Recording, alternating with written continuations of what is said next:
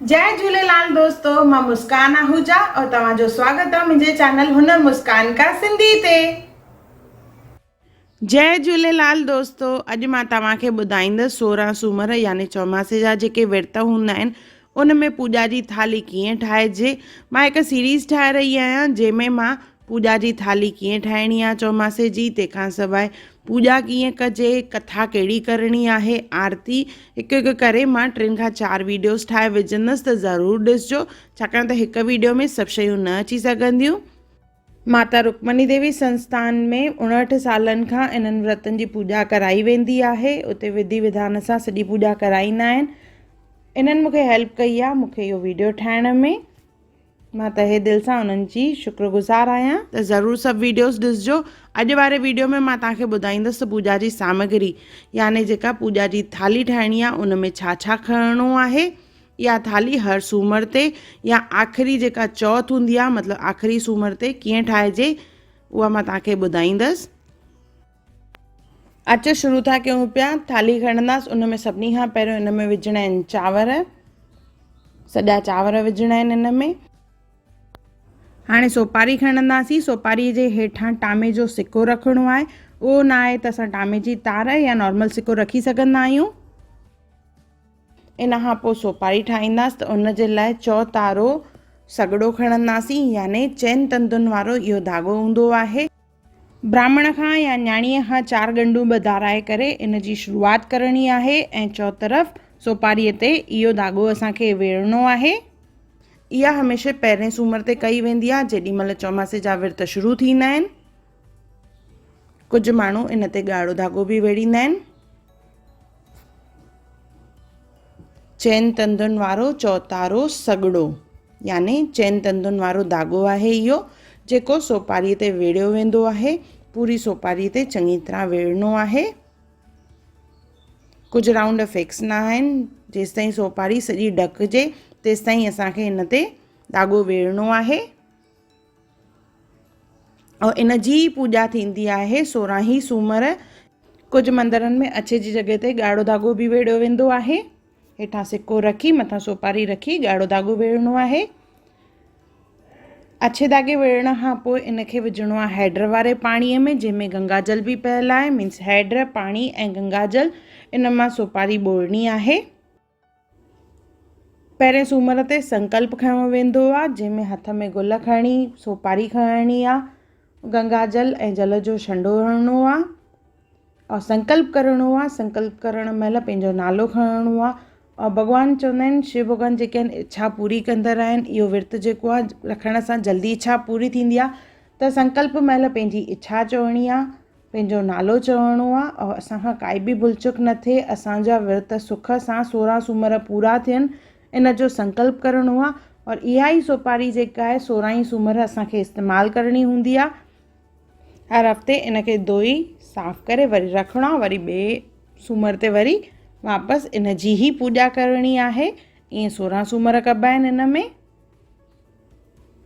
त इहा बि असां रखंदासीं हाणे थालीअ में। इन खां पोइ असां विझंदासीं चरणामृत। चरणामृत कीअं ठाहिजे इन जो वीडियो मां पहिरियों ई अपलोड करे चुकी आहियां, लिंक डिस्क्रिप्शन बॉक्स में आहे, ज़रूरु ॾिसजो। जंहिंसां भॻवान जो अभिषेक कंदासीं। गॾु खणंदासीं असां पान जा पत्ता।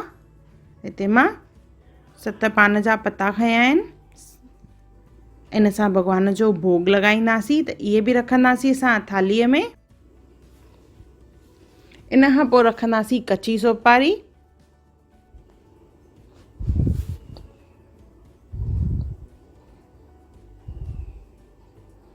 नंढा फोटा, 7 नंढा फोटा आहिनि,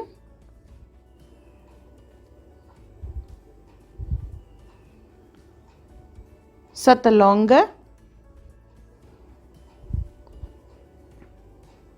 इन्हनि सभिनी सां भॻवान जो भोग लॻंदो। वर्क श्रृंगार लाइ चांदीअ जो वर्क, गुल,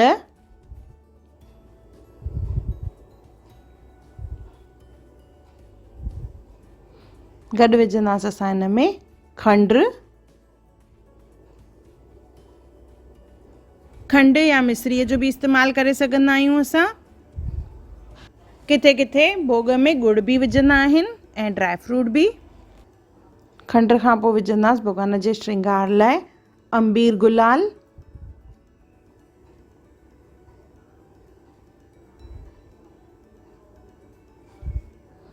इत्र,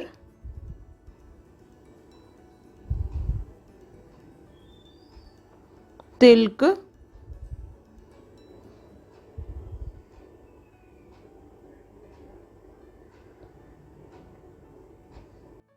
चंदन जो तिलक विझंदासीं, गुल सॼा, फल 7 फल विझणा आहिनि,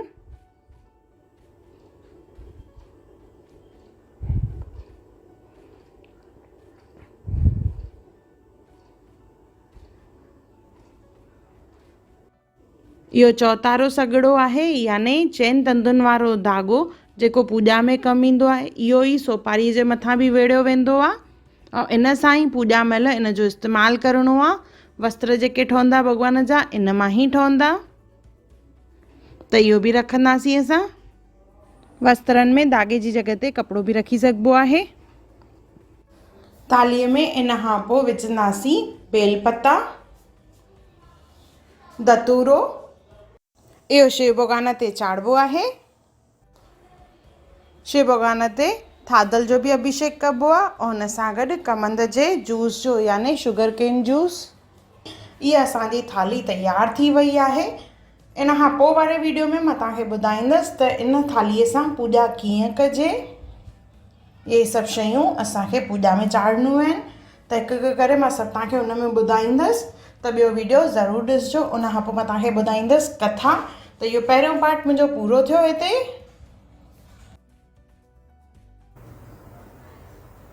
अगरि तव्हांखे मुंहिंजी वीडियो पसंदि आई हुजे त उनखे लाइक कजो, मुंहिंजे चैनल खे सब्सक्राइब कजो, इंस्टाग्राम ते ज़रूरु फॉलो कजो और मुंहिंजी वीडियो खे ज़रूरु शेयर कजो। और मुंहिंजो वीडियो ॾिसण लाइ धन्यवाद।